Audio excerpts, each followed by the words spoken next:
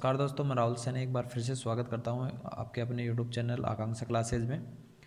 तो फ्रेंड्स, कैसी चल रही है आपकी तैयारी, कैसे हो रहे हैं आपके एग्ज़ाम। तो आज मैं आपके बीच में लेके आ गया हूं एक साइंस की महत्वपूर्ण प्रश्नोत्तरी का अगला पार्ट। इसमें अपन साइंस के महत्वपूर्ण 50 क्वेश्चन देखेंगे। देखिए, जो एग्ज़ाम दृष्टि से बहुत ही महत्वपूर्ण होने वाले हैं।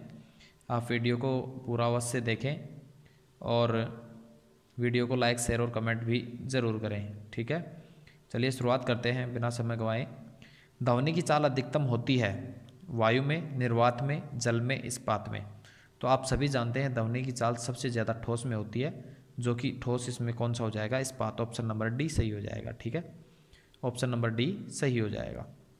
ठीक है, चलिए नेक्स्ट देखते हैं। वायु में ध्वनि का वेग लगभग कितना होता है? वायु होती है, उसमें ध्वनि का वेग है वो कितना होता है?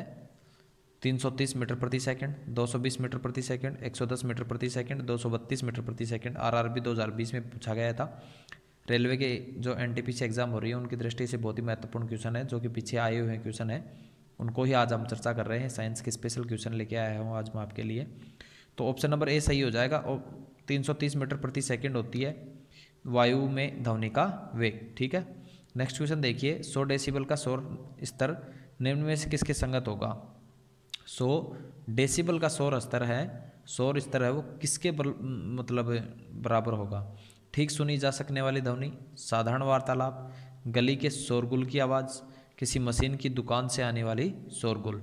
तो आप सभी जानते हैं नॉर्मल साधारण वार्तालाप होता है वो 30 से 60 डेसिबल तक होता है। तो वो 90 डेसिबल से ऊपर जो भी होता है वो किसी मशीन का हो सकता है, किसी एरोप्लेन का हो सकता है, तो बड़ी कुछ उनका ही होगा।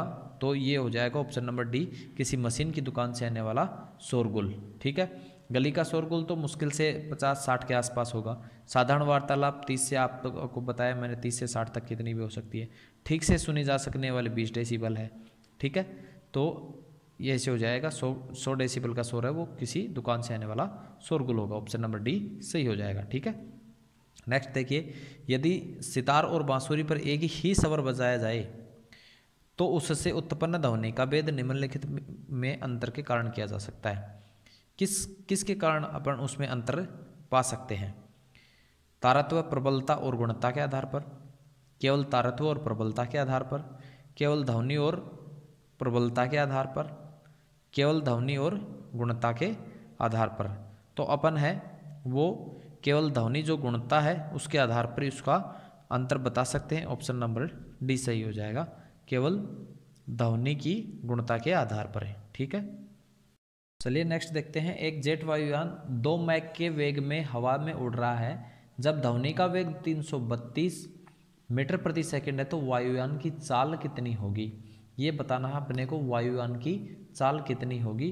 तो ये डायरेक्ट 332 है, दो मैक से गुणा हो जाएगा और डबल हो जाएगी 664 मीटर प्रति सेकंड। ठीक है, नेक्स्ट देखिए। डेसिबल इकाई का प्रयोग किया जाता है, किसके लिए किया जाता है?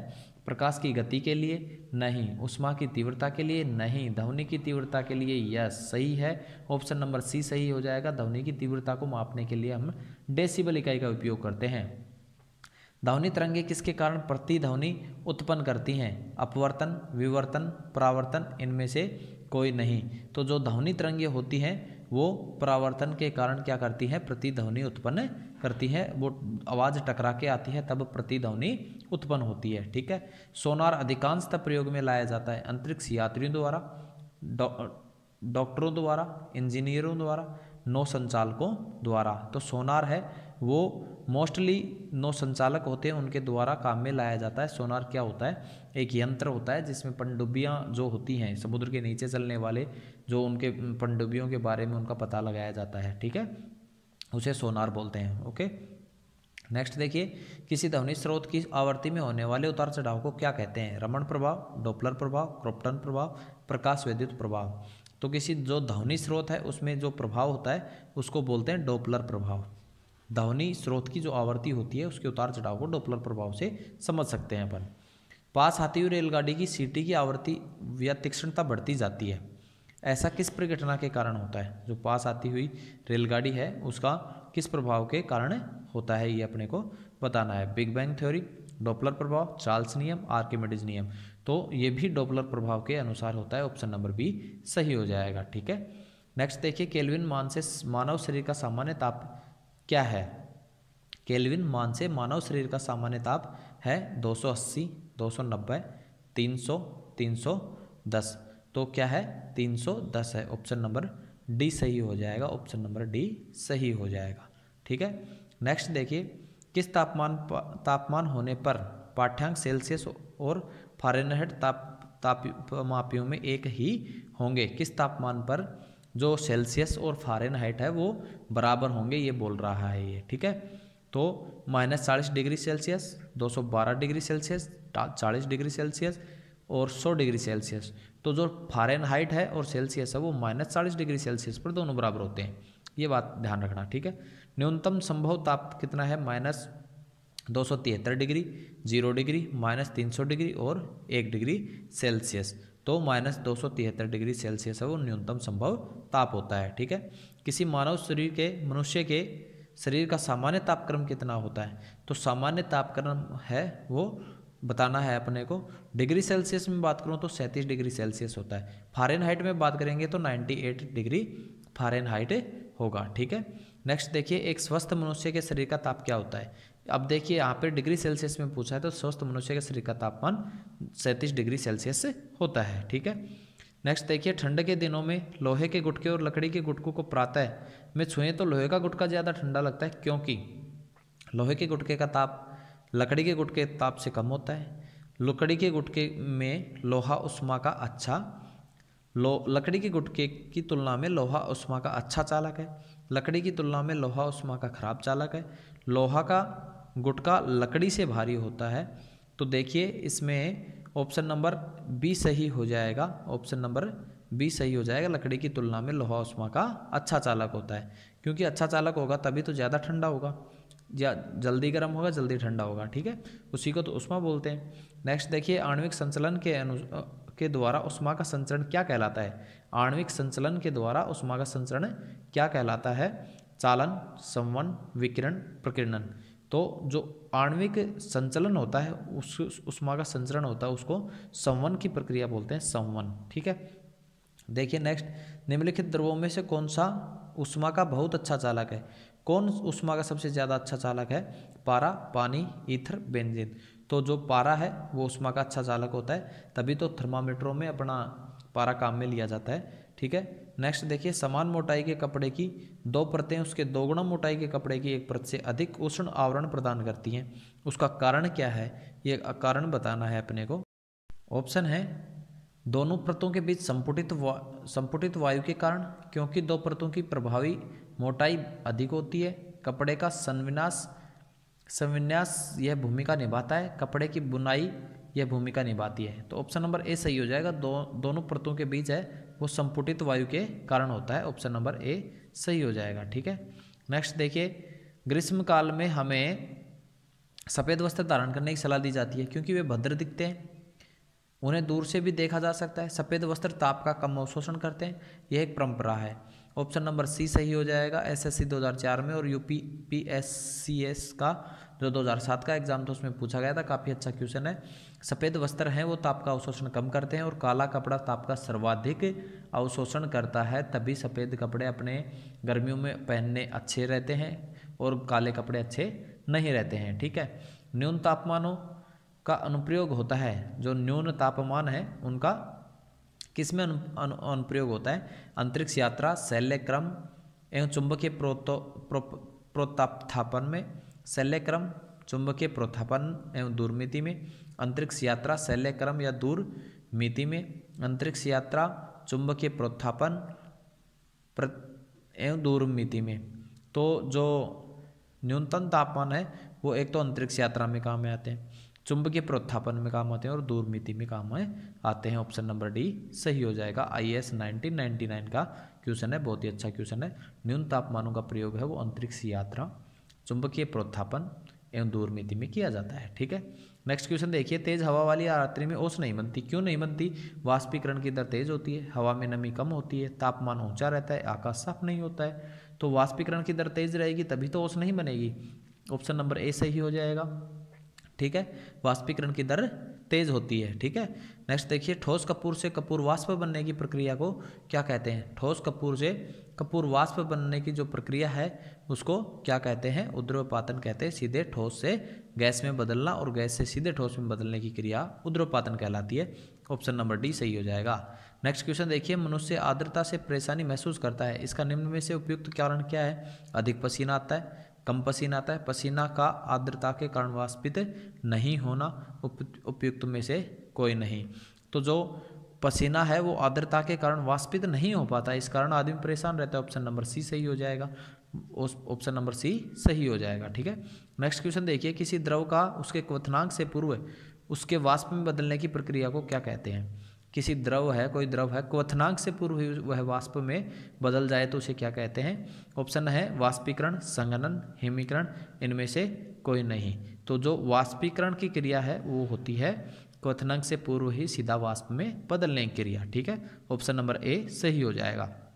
नेक्स्ट क्वेश्चन देखिए, पहाड़ों पर पानी निम्नलिखित तापमान पर ही उबलने लगता है। जो पहाड़ों पर पानी है वो किस तापमान पर उबलने लगता है? 100 डिग्री सेल्सियस से कम, 100 डिग्री सेल्सियस से अधिक, 100 डिग्री सेल्सियस, इनमें से कोई नहीं। तो ऑप्शन नंबर ए सही हो जाएगा। 100 डिग्री सेल्सियस से कम तापमान पर ही उबलने लगता है क्योंकि वहाँ पे वायुदाब कम होता है। ठीक है, नेक्स्ट क्वेश्चन देखिए, भाप से अधिक उष्मा जलता है क्योंकि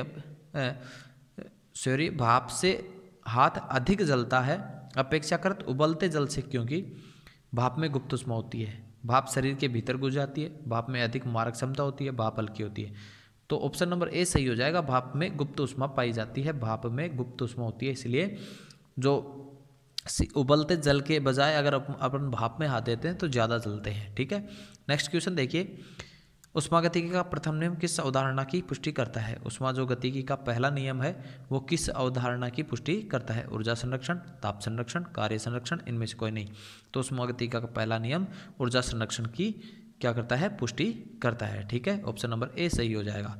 नेक्स्ट देखिए, प्रकाश तरंग किस प्रकार की तरंग है? प्रकाश जो तरंग है वो कैसी तरंग है? अनुप्रस्थ तरंग, अनुदैर्घ्य तरंग, उपयुक्त दोनों, इनमें से कोई नहीं। तो प्रकाश तरंग है वो सीधी जाती है, अनुप्रस्थ तरंग, ऑप्शन नंबर ए सही हो जाएगा।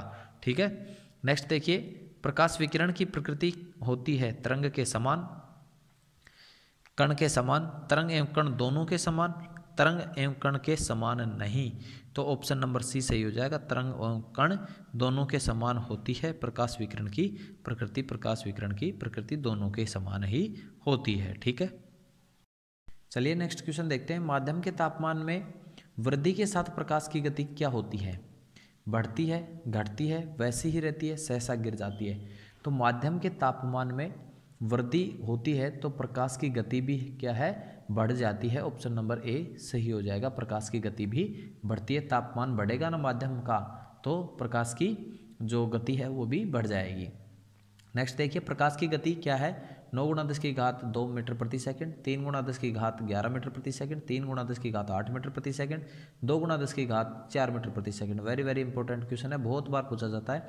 तो प्रकाश की गति है वो 3 × 10⁸ मीटर प्रति सेकंड होती है। ठीक है, नेक्स्ट क्वेश्चन देखिए, सूर्य ग्रहण होता है जब चंद्रमा सूर्य एवं पृथ्वी के बीच में आ जाता है। सूर्य चंद्रमा और पृथ्वी के बीच में आ जाता है, पृथ्वी और चंद्रमा सूर्य के बीच में आ जाता है, सूर्य और चंद्रमा पृथ्वी एक सिद्ध में नहीं होते हैं। तो ऑप्शन नंबर ए सही हो जाएगा।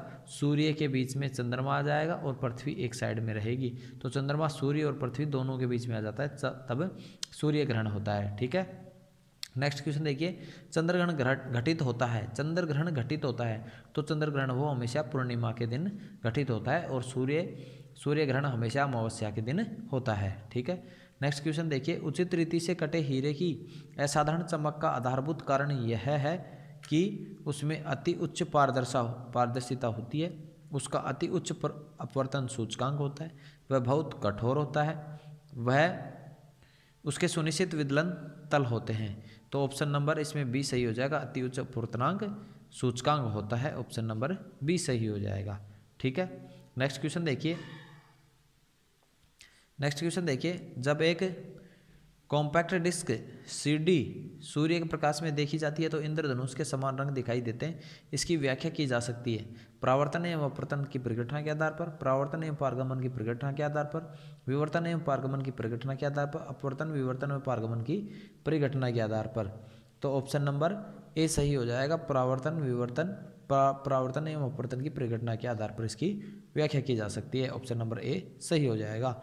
IAS 2000 में पूछा गया क्वेश्चन है, ठीक है। नेक्स्ट क्वेश्चन देखिए, किस गुणधर्म के कारण पानी से भरे बर्तन में डुबोई गई छड़ी मुड़ी हुई प्रतीत होती है? किस कारण होता है? अपवर्तन के कारण होता है। ऑप्शन नंबर सी सही हो जाएगा, ठीक है। नेक्स्ट क्वेश्चन देखिए, एक समतल दर्पण पर आपतित किरण 60 डिग्री का कोण बनाती है तो परावर्तन कोण क्या होगा? समतल दर्पण की बात कर रहा है तो समतल दर्पण पर गिरेगा तो जितने कोण से गिरेगा उतने ही से आपतित हो जाएगा, तो ऑप्शन नंबर बी सही हो जाएगा, 60 डिग्री कोण का ही होगा, ठीक है। नेक्स्ट क्वेश्चन देखिए, अगर प्रकाश का आपतन कोण 90 डिग्री है और अपवर्तन के बाद का कोण 30 डिग्री है तो माध्यम का अपवर्तनीय सूचकांक क्या होगा? अपवर्तनीय सूचकांक की बात कर रहा है तो वो क्या होगा?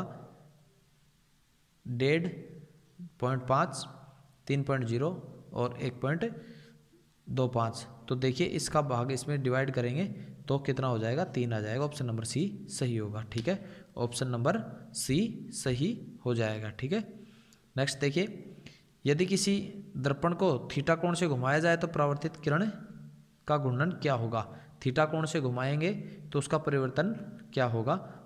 0 थीटा बाई 2 थीटा। तो थीटा कोण से घुमाया जाएगा तो परावर्तित कोण है वो 2 थीटा होगा। ऑप्शन नंबर डी सही हो जाएगा, ठीक है। नेक्स्ट क्वेश्चन देखिए, पूर्ण आंतरिक परावर्तन होता है जब प्रकाश जाता है हीरे से कांच में, जल से कांच में, वायु से जल में, वायु से कांच में। तो हीरे से अगर कांच में अगर जाएगा ना प्रकाश तो क्या होता है? पूर्ण आंतरिक परावर्तन होता है, ठीक है। नेक्स्ट देखिए, मृग तृष्णा किसका उदाहरण है? मृग तृष्णा है वो पूर्ण आंतरिक परावर्तन का उदाहरण है। ऑप्शन नंबर बी सही हो जाएगा। नेक्स्ट देखिए, पेट व शरीर के अन्य आंतरिक अंगों के निरीक्षण के लिए प्रयुक्त तकनीकी एंडोस्कोपी आधारित है किस पर? पूर्ण आंतरिक परावर्तन पर, व्यतिकरण पर, विवर्तन पर, ध्रुवण पर। तो एंडोस्कोपी है वो पूर्ण आंतरिक परावर्तन पर आधारित है। ऑप्शन नंबर ए सही हो जाएगा। ऑप्शन नंबर ए सही हो जाएगा। नेक्स्ट देखिए, इंद्रधनुष के कारण क्या होता है? इंद्रधनुष है वो किस कारण होता है? ये बोल रहा है इंद्रधनुष किस कारण होता है? परावर्तन, अपवर्तन, प्रकीर्णन, परावर्तन एवं अपवर्तन। तो परावर्तन और अपवर्तन की दोनों घटना होती हैं क्या ना इंद्रधनुष में, ठीक है। नेक्स्ट देखिए, आकाश का रंग नीला प्रतीत होता है किस कारण नीला प्रतीत होता है? विवर्तन के कारण, अपवर्तन के कारण, प्रकीर्णन के कारण, परावर्तन के कारण। तो आकाश का रंग नीला है वो प्रकीर्णन के कारण होता है, नीले रंग का प्रकीर्णन कर लेता है, ठीक है। नेक्स्ट क्वेश्चन देखिए, वायुमंडल में प्रकाश के विसरण का कारण क्या है? कार्बन डाइऑक्साइड, धूलकण, हीलियम, जलवाष्प। तो वायुमंडल में जो प्रकाश का विसरण का जो है विसरण का जो कारण है वो धूलकण होता है, धूलकणों के कारण प्रकाश का विसरण होता है, ठीक है। नेक्स्ट देखिए, खतरे के संकेतों के लिए लाल प्रकाश का प्रयोग किया जाता है, इसका प्रकीर्णन सबसे कम होता है, यह आंखों के लिए आरामदायक है, इसका सबसे कम रासायनिक प्रभाव है, हवा द्वारा इसका अवशोषण सबसे कम होता है। तो ऑप्शन नंबर ए सही हो जाएगा, प्रकीर्णन इसका सबसे कम होता है। ए जो ऑप्शन है वो सही हो जाएगा, लाल प्रकाश है उसका प्रकीर्णन बहुत कम होता है, ठीक है। इसलिए इसको खतरे के लिए संकेतों के लिए यूज में लिया जाता है। नेक्स्ट क्वेश्चन देखिए, समुद्र नीला प्रतीत होता है अधिक गहराई के कारण, आकाश के परावर्तन व जल के कणों द्वारा प्रकाश के प्रकीर्णन के कारण, जल के नीले रंग के कारण, जल की ऊपरी सतह के कारण।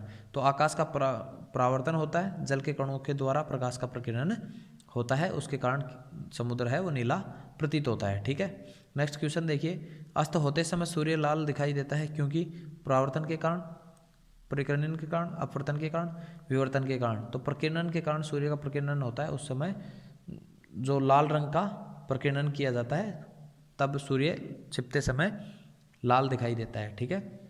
और आज का अंतिम क्वेश्चन देखते हैं, साबुन के पतले झाग में चमकदार रंगों का बनना किस परिघटना का परिणाम है? साबुन के पतले झाग में चमकदार रंगों का बनना किस परिघटना का है? बहुलित परावर्तन और व्यतिकरण, बहुलित अपवर्तन और परिक्षेपण, अपवर्तन और परिक्षेपण, ध्रुवण और व्यतिकरण। तो बहुलित परावर्तन और व्यतिकरण होता है। ऑप्शन नंबर ए सही हो जाएगा, ठीक है। ऑप्शन नंबर ए सही हो जाएगा। तो ये फ्रेंड्स अपने 50 महत्वपूर्ण प्रश्न साइंस से देखे अपने ने, बहुत ही इंपॉर्टेंट क्वेश्चन है, आने वाले एग्जाम्स के हिसाब से भी बार बार वही रिपीट होते हैं जो पीछे के एग्ज़ाम आए हुए हैं। मैंने जो एग्ज़ाम जो मोस्ट एग्ज़ाम है IAS वगैरह, UPPCS BPSC एग्ज़ाम है, RRB के एग्ज़ाम है, उनमें आए हुए क्वेश्चन है। तो आप इनको बार बार ज़रूर देखें। वीडियो अच्छा लगे तो लाइक शेयर और कमेंट जरूर करें। बहुत बहुत धन्यवाद।